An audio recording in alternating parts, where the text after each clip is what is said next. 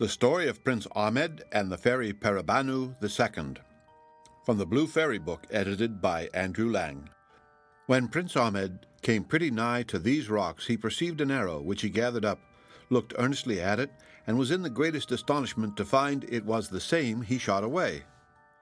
Certainly, said he to himself, neither I nor any man living could shoot an arrow so far, and, finding it laid flat, not sticking into the ground, he judged that it had rebounded against the rock.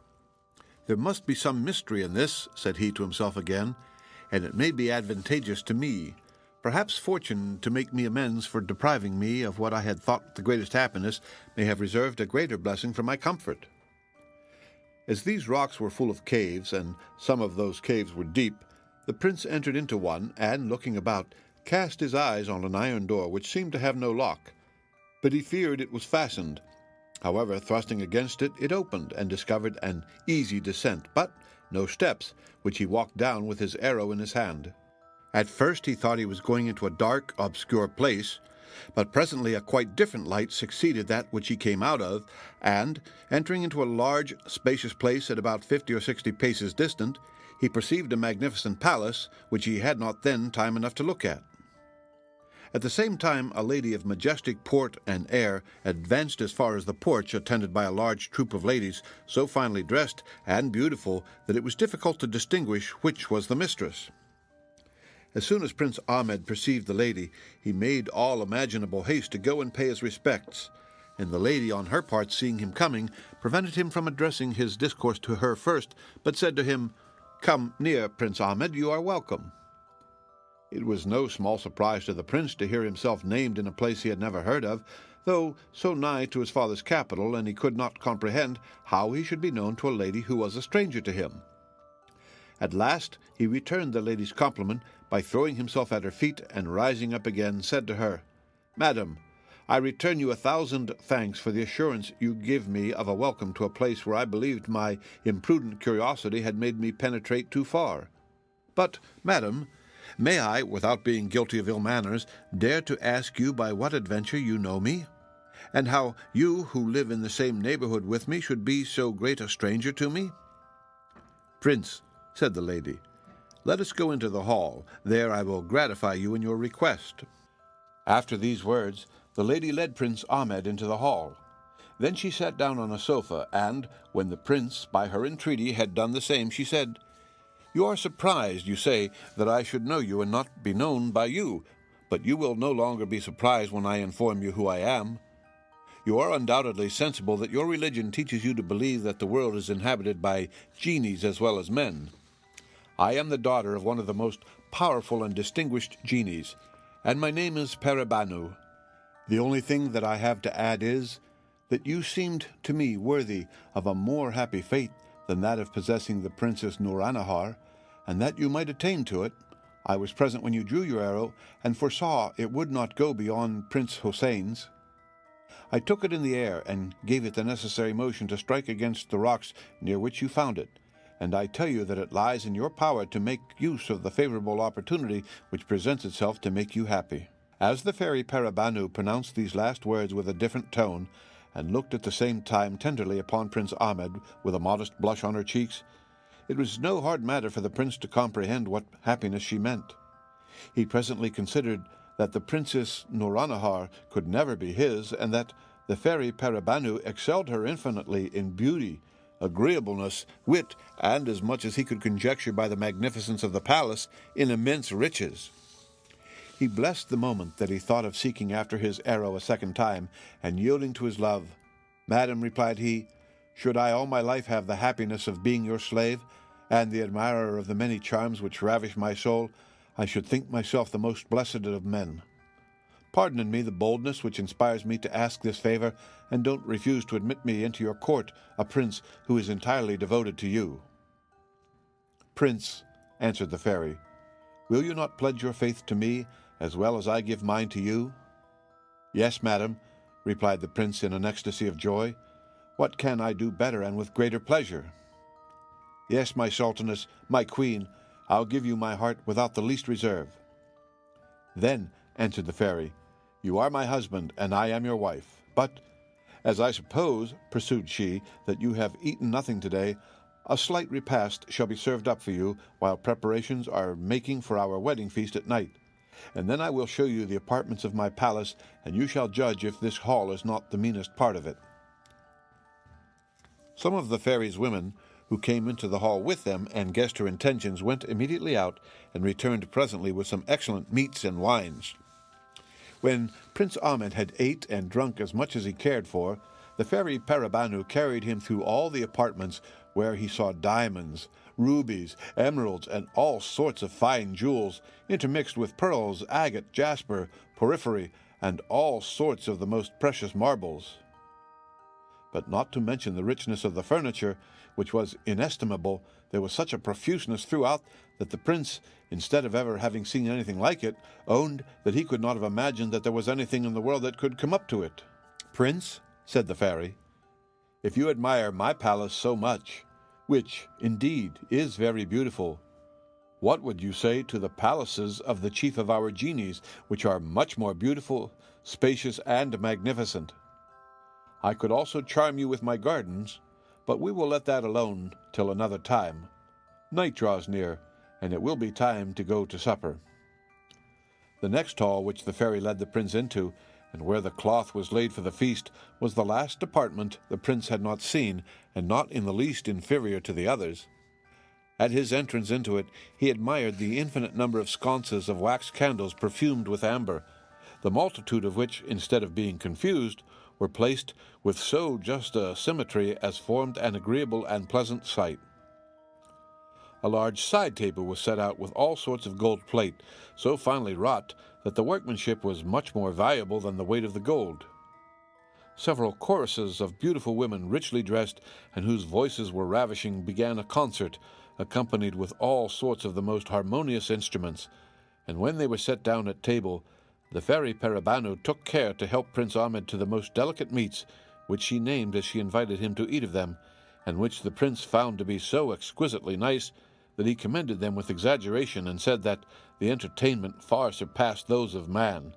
He found also the same excellence in the wines, which neither he nor the fairy tasted of till the dessert was served up, which consisted of the choicest sweetmeats and fruits.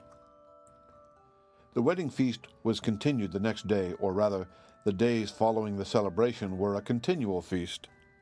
At the end of 6 months, Prince Ahmed, who always loved and honored the Sultan his father, conceived a great desire to know how he was, and that desire could not be satisfied without his going to see. He told the fairy of it, and desired she would give him leave. "Prince," said she, "go when you please, but first, don't take it amiss that I give you some advice how you shall behave yourself where you are going. First, I don't think it proper for you to tell the Sultan your father of our marriage, nor of my quality, nor the place where you have been. Beg of him to be satisfied in knowing you are happy, and desire no more, and let him know that the sole end of your visit is to make him easy and inform him of your fate." She appointed 20 gentlemen, well mounted and equipped, to attend him. When all was ready, Prince Ahmed took his leave of the fairy, embraced her, and renewed his promise to return soon. Then his horse, which was most finely caparisoned, and was as beautiful a creature as any in the Sultan of India's stables, was led to him, and he mounted him with an extraordinary grace, and, after he had bid her a last adieu, set forward on his journey. As it was not a great way to his father's capital, Prince Ahmed soon arrived there. The people, glad to see him again, received him with acclamations of joy, and followed him in crowds to the Sultan's apartment. The Sultan received and embraced him with great joy, complaining at the same time, with a fatherly tenderness, of the affliction his long absence had been to him, which, he said, was the more grievous for that, fortune having decided in favor of Prince Ali his brother, he was afraid he might have committed some rash action. The prince told a story of his adventures without speaking of the fairy, whom he said that he must not mention, and ended, "The only favor I ask of your majesty is to give me leave to come often and pay you my respects, and to know how you do." "Son," answered the Sultan of the Indies, "I cannot refuse you the leave you ask me, but I should much rather you would resolve to stay with me. At least tell me where I may send to you if you should fail to come, or when I may think your presence necessary." "Sir," replied Prince Ahmed, what your majesty asks of me is part of the mystery I spoke to your majesty of. I beg of you to give me leave to remain silent on this head, for I shall come so frequently that I am afraid that I shall sooner be thought troublesome than be accused of negligence in my duty."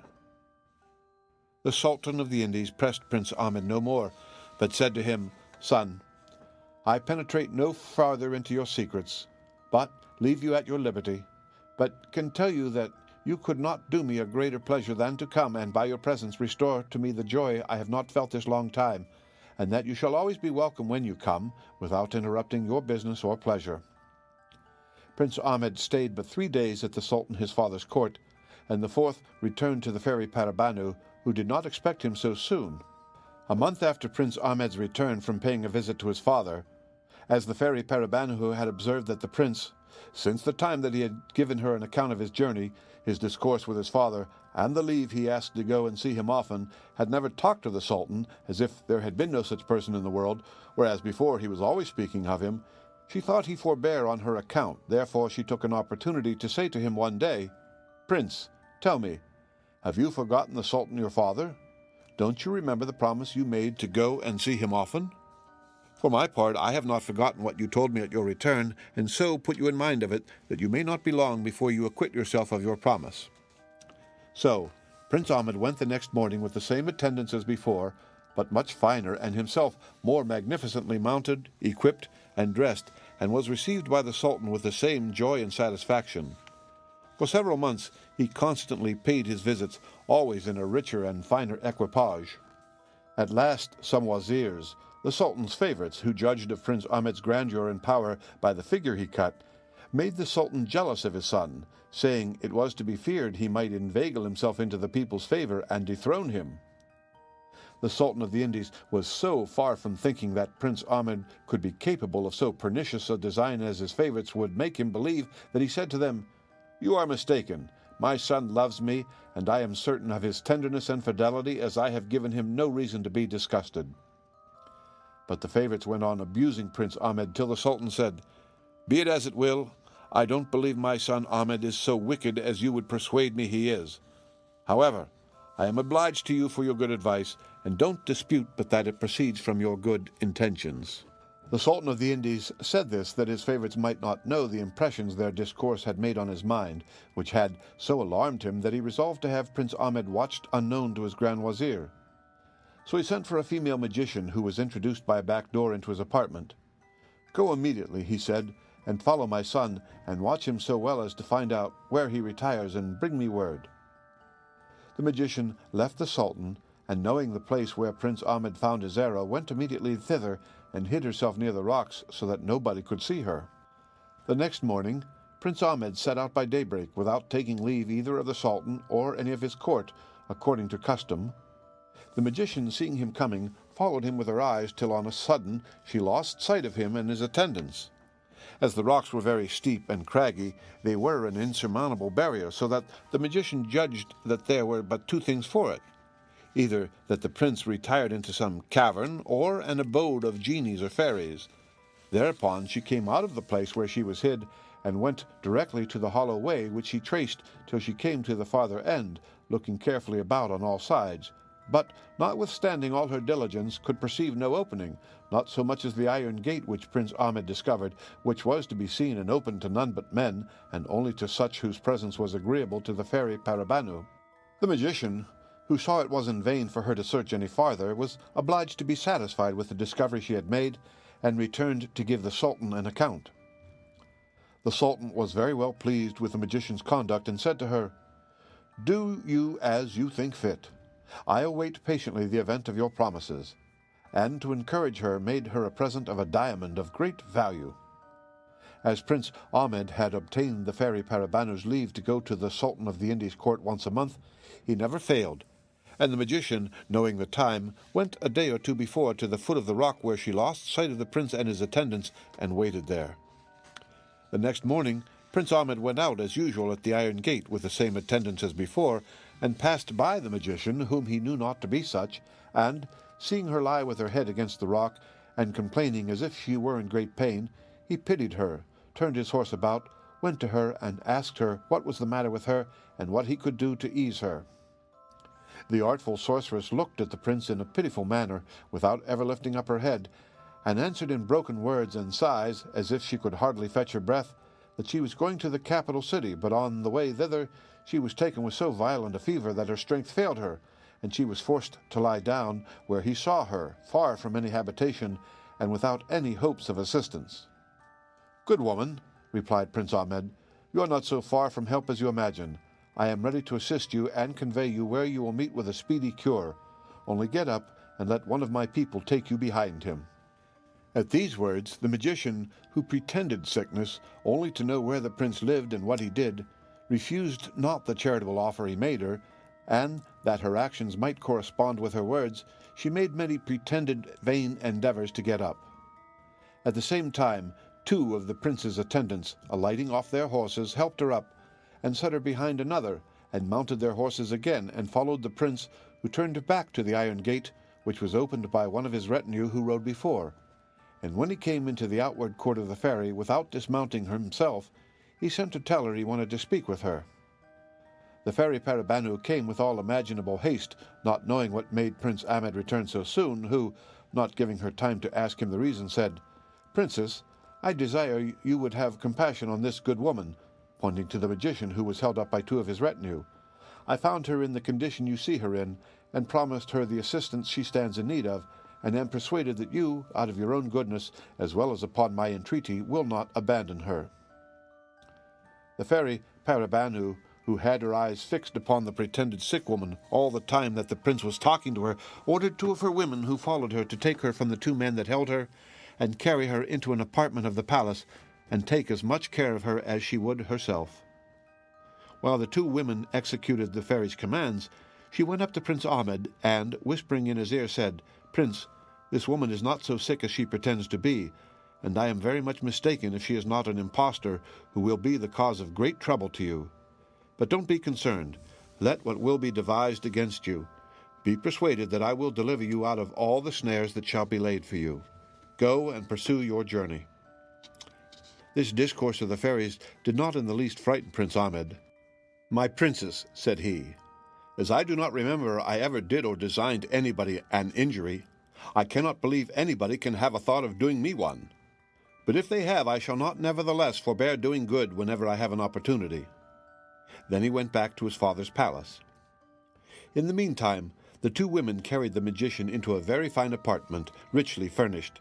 First they sat her down upon a sofa with her back supported with a cushion of gold brocade, while they made a bed on the same sofa before her, the quilt of which was finely embroidered with silk, the sheets of the finest linen, and the coverlet cloth of gold. When they had put her into bed, for the old sorceress pretended that her fever was so violent she could not help herself in the least, one of the women went out, and returned soon again with a china dish in her hand full of a certain liquor, which she presented to the magician, while the other helped her to sit up. "Drink this liquor," said she. "It is the water of the fountain of lions, and a sovereign remedy against all fevers whatsoever. You will find the effect of it in less than an hour's time." The magician, to dissemble the better, took it after a great deal of entreaty, but at last she took the china dish, and holding back her head, swallowed down the liquor. When she was laid down again, the 2 women covered her up. "Lie quiet," said she who brought her the china cup, "and get a little sleep if you can. We'll leave you, and hope to find you perfectly cured when we come again an hour hence."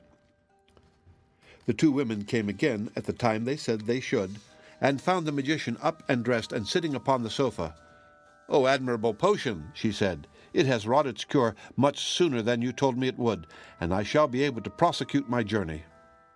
The 2 women, who were fairies as well as their mistress, after they had told the magician how glad they were that she was cured so soon, walked before her, and conducted her through several apartments, all more noble than that wherein she lay, into a large hall, the most richly and magnificently furnished of all the palace. Fairy PARIBANOU sat in this hall on a throne of massive gold, enriched with diamonds, rubies, and pearls of an extraordinary size, and attended on each hand by a great number of beautiful fairies, all richly clothed. At the sight of so much majesty, the magician was not only dazzled, but was so amazed that, after she had prostrated herself before the throne, she could not open her lips to thank the fairy as she proposed. However, PARIBANOU saved her the trouble, and said to her, "Good woman, I am glad I had an opportunity to oblige you, and to see you are able to pursue your journey. I won't detain you, but perhaps you may not be displeased to see my palace. Follow my women, and they will show it to you." Then the magician went back and related to the Sultan of the Indies all that had happened, and how very rich Prince Ahmed was since his marriage with the fairy, richer than all the kings in the world, and how there was danger that he should come and take the throne from his father. Though the Sultan of the Indies was very well persuaded that Prince Ahmed's natural disposition was good, yet he could not help being concerned at the discourse of the old sorceress, to whom, when she was taking her leave, he said, "I thank thee for the pains thou hast taken, and thy wholesome advice. I am so sensible of the great importance it is to me that I shall deliberate upon it in council." Now, the favorites advised that the prince should be killed, but the magician advised differently. "Make him give you all kinds of wonderful things by the fairy's help till she tires of him and sends him away. As, for example, every time your majesty goes into the field, you are obliged to be at a great expense, not only in pavilions and tents for your army, but likewise in mules and camels to carry their baggage. Now, might not you engage him to use his interest with the fairy to procure you a tent which might be carried in a man's hand, and which should be so large as to shelter your whole army against bad weather?" When the magician had finished her speech, the Sultan asked his favorites if they had anything better to propose, and, finding them all silent, determined to follow the magician's advice as the most reasonable and most agreeable to his mild government. Next day, the Sultan did as the magician had advised him, and asked for the pavilion. Prince Ahmed never expected that the Sultan his father would have asked such a thing, which at first appeared so difficult, not to say impossible. Though he knew not absolutely how great the power of genies and fairies was, he doubted whether it extended so far as to compass such a tent as his father desired. At last he replied, "Though it is with the greatest reluctance imaginable, I will not fail to ask the favor of my wife your majesty desires, but will not promise you to obtain it, and if I should not have the honor to come again to pay you my respects, that shall be the sign that I have not had success. But beforehand, I desire you to forgive me, and consider that you yourself have reduced me to this extremity." "Son," replied the Sultan of the Indies, "I should be very sorry if what I ask of you should cause me the displeasure of never seeing you more. I find you don't know the power a husband has over a wife, and yours would show her that her love to you was very indifferent if she, with the power she has of a fairy, should refuse you so trifling a request as this I desire you to ask of her for my sake." The prince went back, and was very sad for fear of offending the fairy. She kept pressing him to tell her what was the matter, and at last he said, "Madam, you may have observed that hitherto I have been content with your love, and have never asked you any other favor. Consider then, I conjure you, that it is not I, but the Sultan my father, who indiscreetly, or at least I think so, begs of you a pavilion large enough to shelter him, his court, and army from the violence of the weather, and which a man may carry in his hand. But remember, it is the Sultan my father asks this favor." "Prince," replied the fairy, smiling, "I am sorry that so small a matter should disturb you, and make you so uneasy as you appeared to me." Then the fairy sent for her treasurer, to whom, when she came, she said, "Nourghan," which was her name, "bring me the largest pavilion in my treasury." Nourghan returned presently with the pavilion, which she could not only hold in her hand, but in the palm of her hand when she shut her fingers, and presented it to her mistress, who gave it to Prince Ahmed to look at. When Prince Ahmed saw the pavilion which the fairy called the largest in her treasury, he fancied she had a mind to jest with him, and thereupon the marks of his surprise appeared presently in his countenance, which PARIBANOU perceived burst out laughing. "What, Prince," cried she, "do you think I jest with you? You'll see presently that I am in earnest. Nourghan," said she to her treasurer, taking the tent out of Prince Ahmed's hands, "go and set it up, that the prince may judge whether it may be large enough for the Sultan his father." The treasurer went immediately with it out of the palace, and carried it a great way off, and when she had set it up, one end reached to the very palace, at which time the prince, thinking it small, found it large enough to shelter 2 greater armies than that of the Sultan his father's, and then said to PARIBANOU, "I ask my princess 1,000 pardons for my incredulity after what I have seen, and believe there is nothing impossible to you." "You see," said the fairy, "that the pavilion is larger than what your father may have occasion for you must know that it has one property, that it is larger or smaller according to the army it is to cover." The treasurer took down the tent again, and brought it to the prince, who took it, and without staying any longer than till the next day, mounted his horse, and went with the same attendants to the Sultan his father. The Sultan, who was persuaded that there could not be any such thing as such a tent as he asked for, was in great surprise at the prince's diligence. He took the tent, and after he had admired its smallness, his amazement was so great that he could not recover himself. When the tent was set up in the great plain which we have before mentioned, he found it large enough to shelter an army twice as large as he could bring into the field. But the Sultan was not yet satisfied.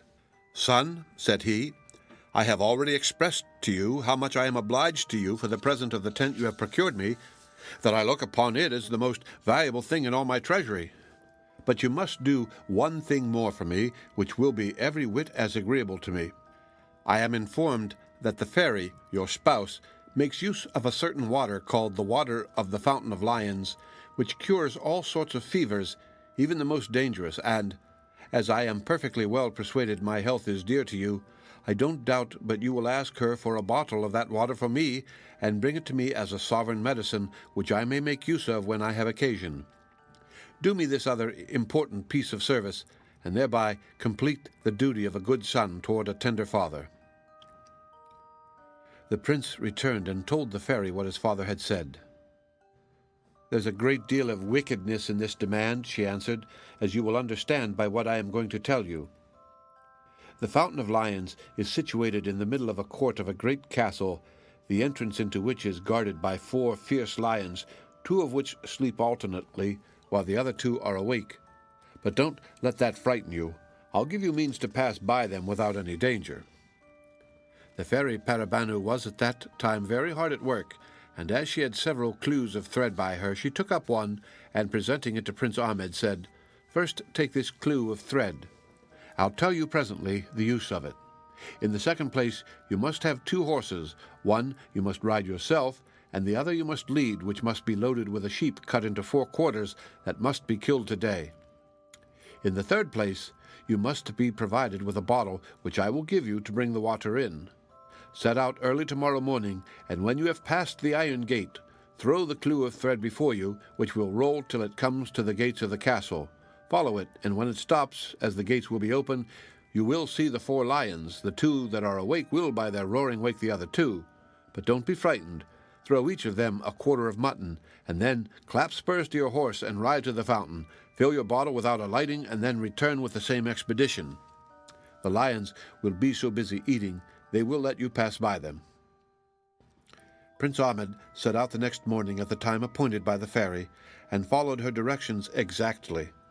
When he arrived at the gates of the castle, he distributed the quarters of mutton among the 4 lions, and passing through the midst of them bravely, got to the fountain, filled his bottle, and returned back as safe and sound as he went. When he had gone a little distance from the castle gates, he turned him about, and perceiving 2 of the lions coming after him, he drew his saber and prepared himself for defense. But as he went forward, he saw one of them turned out of the road at some distance, and showed by his head and tail that he did not come to do him any harm, but only to go before him, and that the other stayed behind to follow. He put his sword up again in its scabbard.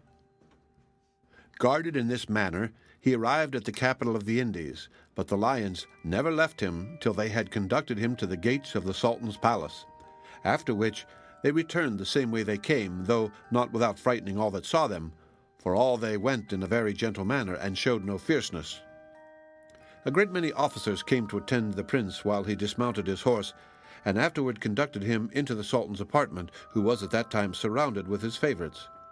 He approached toward the throne, laid the bottle at the Sultan's feet, and kissed the rich tapestry which covered his footstool, and then said, "I have brought you, sir, the healthful water which your majesty desired so much to keep among your other rarities in your treasury, but at the same time wish you such extraordinary health as never to have occasion to make use of it."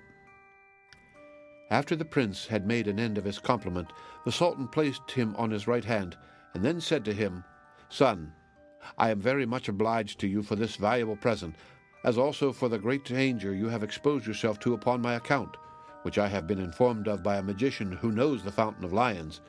But do me the pleasure, continued he, to inform me by what address, or rather by what incredible power, you have been secured. Sir, replied Prince Ahmed, I have no share in the compliment your majesty is pleased to make me. All the honor is due to the fairy my spouse, whose good advice I followed. Then he informed the Sultan what those directions were, and by the relation of this, his expedition let him know how well he had behaved himself. When he had done, the Sultan, who showed outwardly all the demonstrations of great joy, but secretly became more jealous, retired into an inward apartment, where he sent for the magician. The magician, at her arrival, saved the Sultan the trouble to tell her of the success of Prince Ahmed's journey, which she had heard of before she came, and therefore was prepared with an infallible means, as she pretended. This means she communicated to the Sultan, who declared it the next day to the prince, in the midst of all his courtiers, in these words, Son, said he, I have one thing more to ask of you, after which I shall expect nothing more from your obedience nor your interest with your wife. This request is, to bring me a man not above 1.5 feet high, and whose beard is 30 feet long, who carries a bar of iron upon his shoulders of 500 weight, which he uses as a quarterstaff. Prince Ahmed, who did not believe that there was such a man in the world as his father described, would gladly have excused himself. But the Sultan persisted in this demand, and told him the fairy could do more incredible things. The next day, the prince returned to his dear PARIBANOU, to whom he told his father's new demand, which, he said, he looked upon to be a thing more impossible than the first two, for, added he, I cannot imagine there can be such a man in the world. Without doubt he has a mind to try whether or no I am so silly as to go about it, or he has a design on my ruin. In short, how can he suppose that I should lay behold of a man so well armed, though he is but little? What arms can I make use of to reduce him to my will? If there are any means, I beg you will tell them, and let me come off with honor this time. Don't affright yourself, Prince, replied the fairy. You ran a risk in fetching the water of the Fountain of Lions for your father, but there's no danger in finding out this man, who is my brother Schaibar, but is so far from being like me, though we both have the same father, that he is of so violent a nature that nothing can prevent him giving cruel marks of his resentment for a slight offense, yet on the other hand is so good as to oblige anyone in whatever they desire. He is made exactly as the Sultan your father has described him, and he has no other arms than a bar of iron of 500 pounds weight, without which he never stirs, and which makes him respected. I'll send for him, and you shall judge of the truth of what I tell you. But be sure to prepare yourself against being frightened at his extraordinary figure when you see him. What? My queen? Replied Prince Ahmed. Do you say Schaibar is your brother? Let him be never so ugly or deformed, I shall be so far from being frightened at the sight of him, that, as our brother, I shall honor and love him. The fairy ordered a gold chafing dish to be set with a fire in it under the porch of her palace, with a box of the same metal, which was a present to her, out of which, taking a perfume and throwing it into the fire, there arose a thick cloud of smoke. Some moments after, the fairy said to Prince Ahmed, See, there comes my brother. The prince immediately perceived Schaibar coming gravely with his heavy bar on his shoulder, his long beard, which he held up before him, and a pair of thick mustachios which he tucked behind his ears and almost covered his face. His eyes were very small and deep-set in his head, which was far from being of the smallest size, and on his head he wore a grenadier's cap. Besides all this, he was very much hump-backed. If Prince Ahmed had not known that Schaibar was PARIBANOU's brother, he would not have been able to have looked at him without fear. But knowing first who he was, he stood by the fairy without the least concern. Schaibar, as he came forward, looked at the prince earnestly, enough to have chilled his blood in his veins, and asked PARIBANOU, when he first accosted her, who that man was. To which she replied, He is my husband, brother. His name is Ahmed. He is son to the Sultan of the Indies. The reason why I did not invite you to my wedding was I was unwilling to divert you from an expedition you were engaged in, and from which I heard with pleasure you returned victorious, and so took the liberty now to call for you. At these words, Schaibar, looking on Prince Ahmed favorably, said, Is there anything else, sister, wherein I can serve him? It is enough for me that he is your husband to engage me to do for him whatever he desires. "The Sultan, his father," replied Paribanu, "has a curiosity to see you, and I desire he may be your guide to the Sultan's court." "He needs but lead me the way, I'll follow him." "Brother," replied Paribanu, "it is too late to go today, therefore stay till tomorrow morning, and in the meantime I'll inform you of all that has passed between the Sultan of the Indies and Prince Ahmed since our marriage." The next morning, after Schaibar had been informed of the affair, he and Prince Ahmed set out for the Sultan's court. When they arrived at the gates of the capital, the people no sooner saw Schaibar but they ran and hid themselves, and some shut up their shops and locked themselves up in their houses, while others, flying, communicated their fear to all they met, who stayed not to look behind them, but ran too. Insomuch that Schaibar and Prince Ahmed, as they went along, found the streets all desolate till they came to the palaces, where the porters, instead of keeping the gates, ran away too, so that the prince and Schaibar advanced without any obstacle to the council hall, where the Sultan was seated on his throne and giving audience. Here likewise the ushers, at the approach of Schaibar, abandoned their posts and gave them free admittance.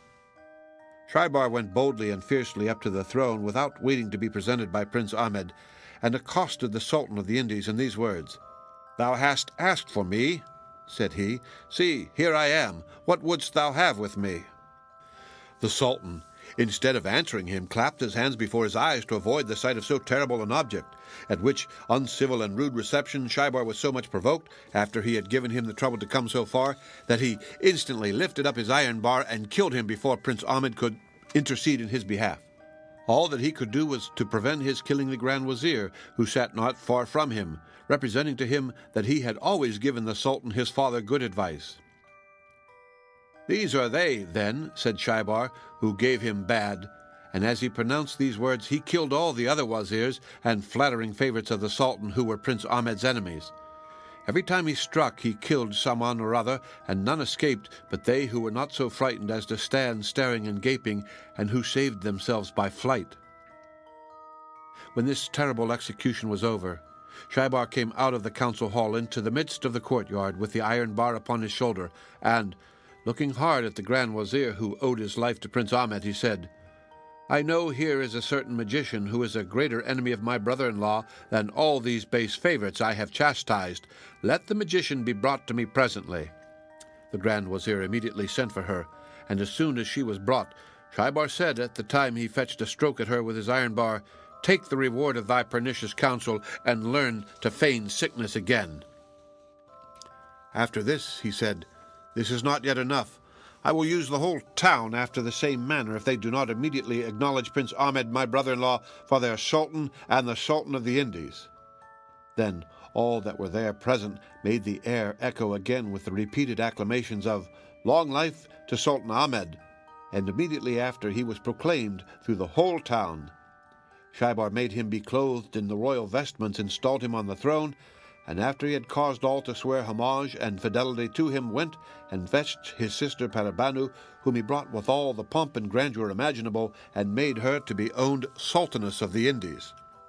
As for Prince Ali and Princess Nuranahar, as they had no hand in the conspiracy against Prince Ahmed, and knew nothing of any, Prince Ahmed assigned them a considerable province with its capital, where they spent the rest of their lives. Afterwards he sent an officer to Prince Hossein to acquaint him with the change, and make him an offer of which province he liked best. But that prince thought himself so happy in his solitude that he bade the officer return the Sultan his brother thanks for the kindness he designed him, assuring him of his submission, and that the only favor he desired of him was to give him leave to live retired in the place he had made choice of for his retreat. The End. Read by Rick Kishner for Lit2Go on the web.